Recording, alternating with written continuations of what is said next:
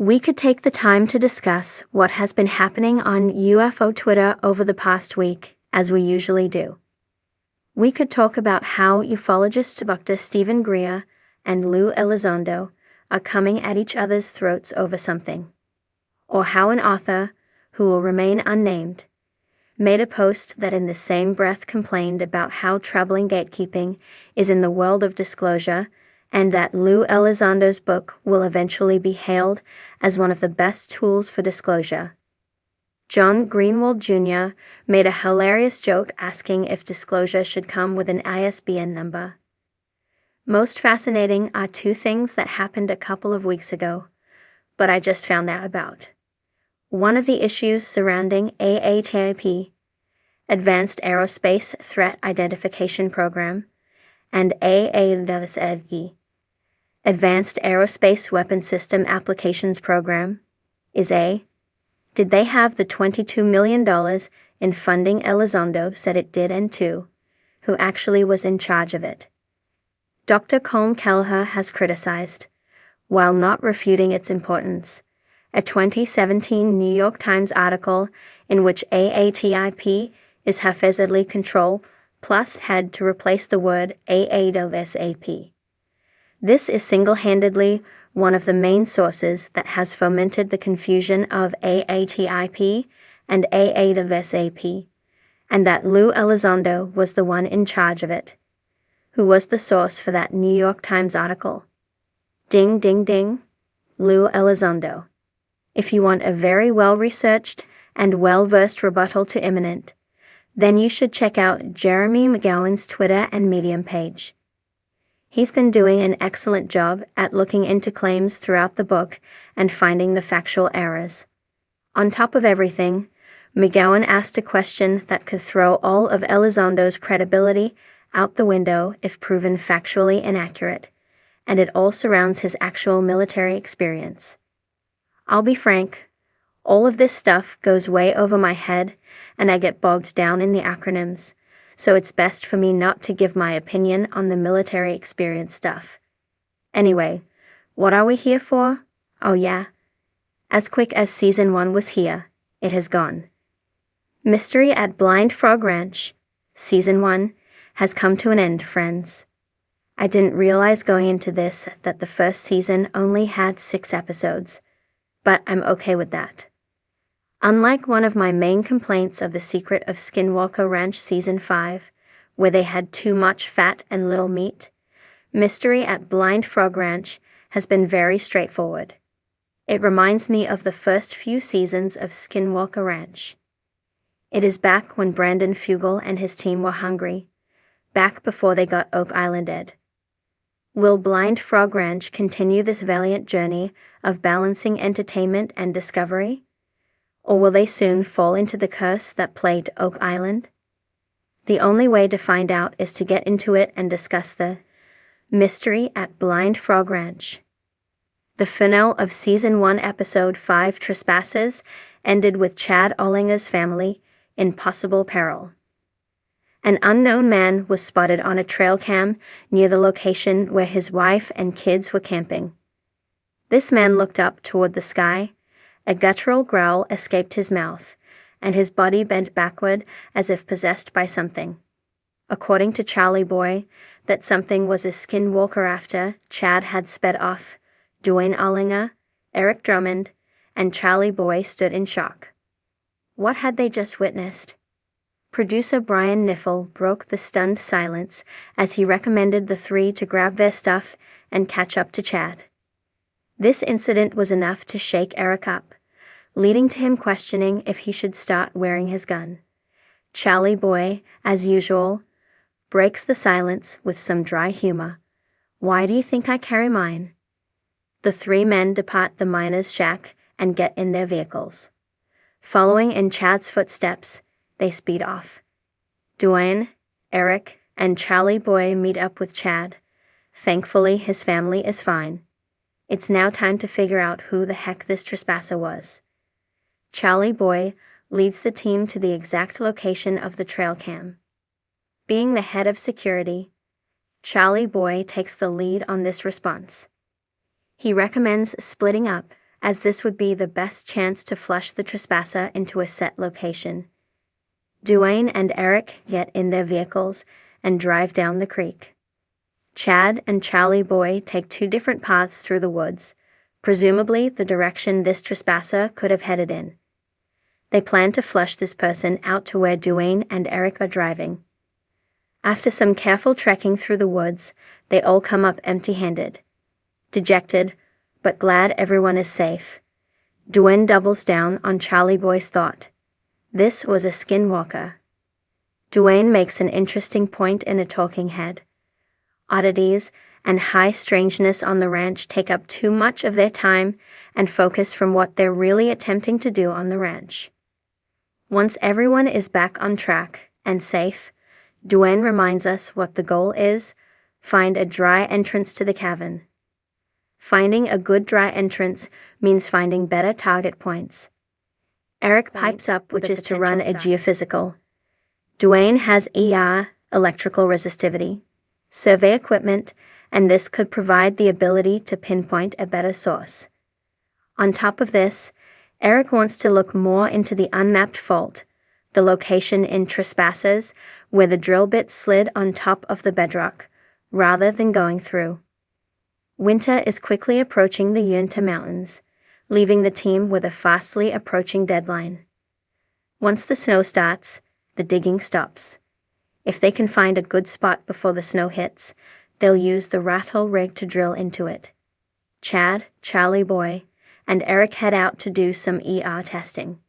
Chad explains how exactly this works. Two metal stakes are placed into the ground and an electrical wire is hooked up to each one. From there, a charge will be sent through the two stakes. The material between the two stakes will allow the wires to talk to one another. A number will come up on the resistivity device. A lower number reading means they're on bedrock. Basically, low resistivity, high conductivity.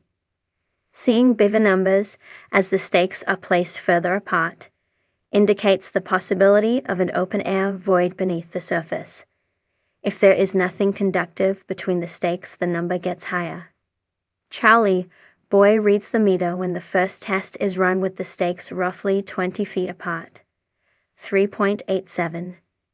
This first reading is a low number, indicating dirt, sediment, and other ground-based materials.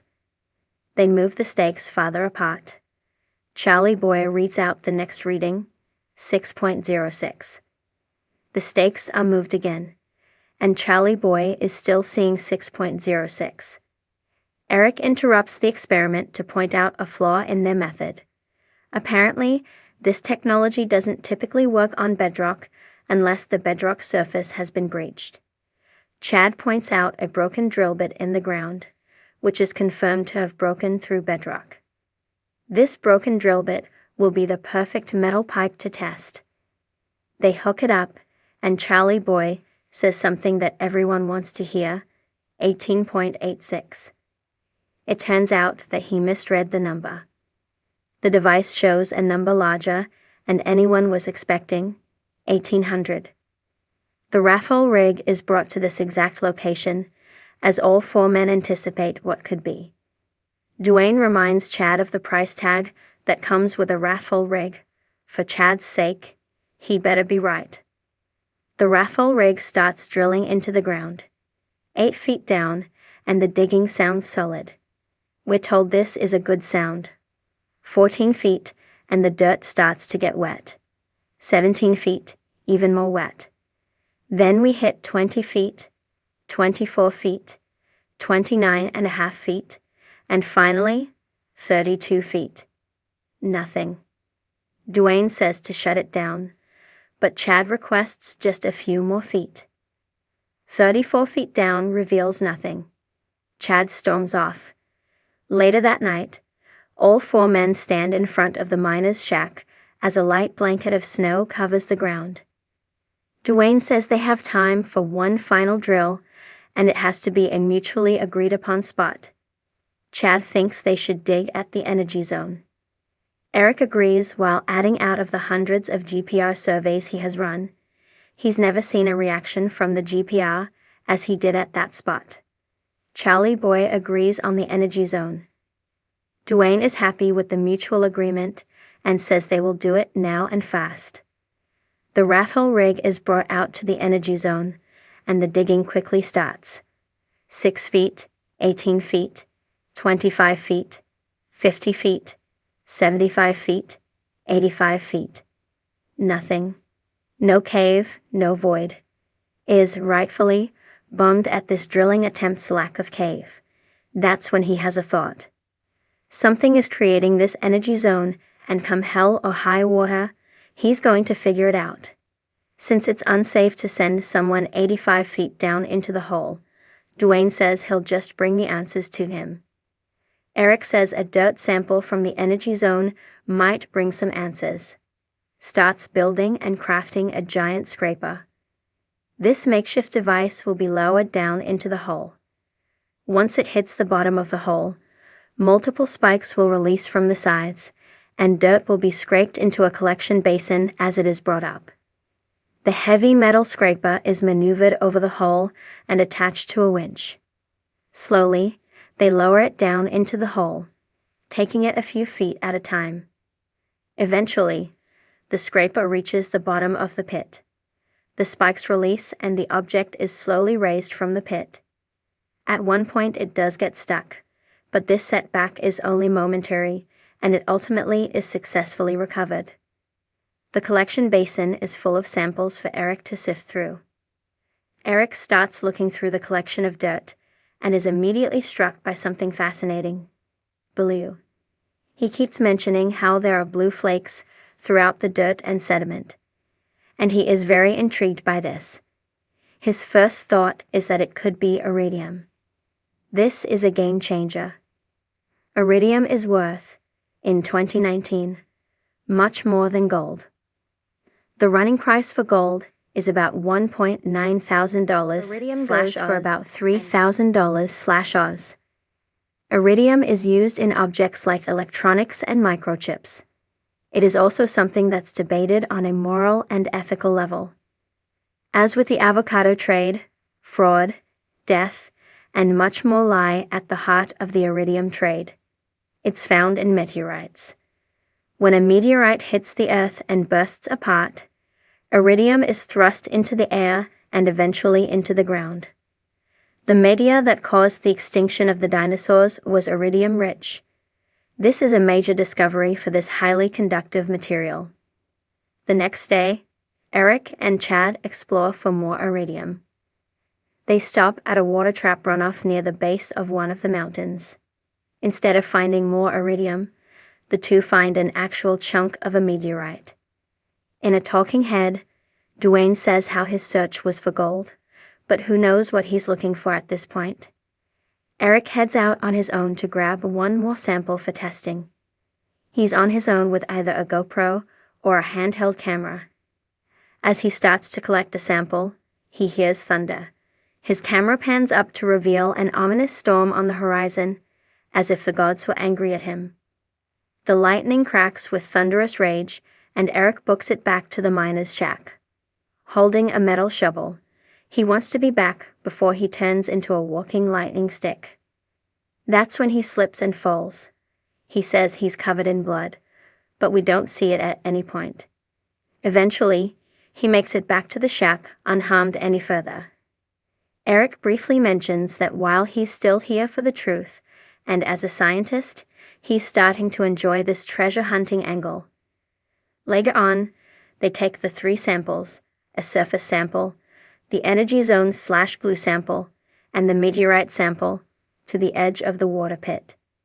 It's time to start panning the samples to see if there is more iridium. The surface and meteorite samples reveal nothing. The sample from the energy/blue zone? Now that's a different story. After panning that sample, Eric and Chad notice multiple blue specks. If they can find the lode source of this iridium, this could be a huge find. To be sure these blue specks are iridium, they decided to test it with the XRF gun. We are told that anything above 20 parts per million, ppm, would be a good sign. They test the sample. The initial reading shows 80 pm. This is huge, but the XRF gun is still running an internal report. Once the XRF gun is complete, we hear shocking news. 800,000 pm. This is pure iridium. Later that night, the four men share a beer outside of the miner's shack. Eric says that iridium can affect electrical equipment due to its conductivity.